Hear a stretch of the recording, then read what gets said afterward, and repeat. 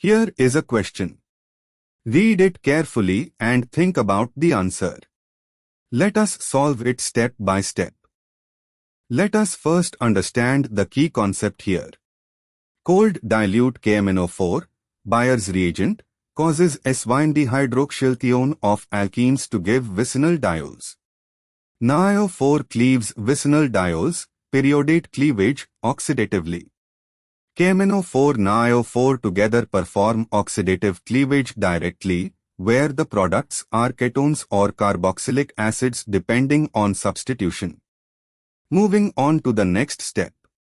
CH3CH is equal to CH. CH3 treated with cold KMnO4 gives the vicinal diol ACH3CH of CH of CH3 meso or racemic 2,3-butynidyl.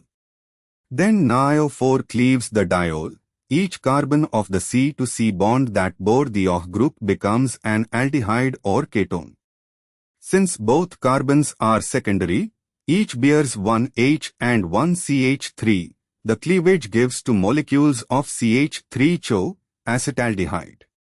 So product B is equal to CH3CHO, 2 moles. Moving on to the next step. CH3CH is equal to CH. CH3 treated with KMnO4 NiO4, hot, acidic, or combined oxidative cleavage conditions. Under these conditions, the cleavage is more oxidizing. Secondary carbons that would give aldehydes are further oxidized to carboxylic acids.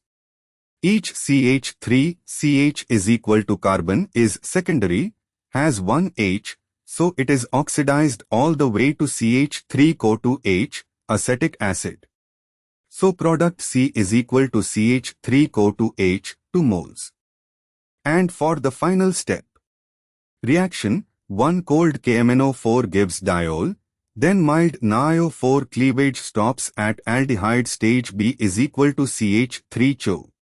Reaction, to KMnO4 NiO4 under more vigorous, oxidative, conditions oxidize the aldehyde intermediate further to carboxylic acid C is equal to CH3CO2H.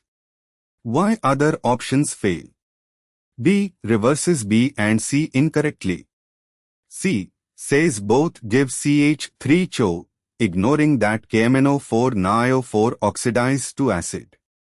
D says both give CH3CO2H, ignoring that mild NiO4 cleavage of the diol stops at aldehyde. Therefore, the correct answer is A.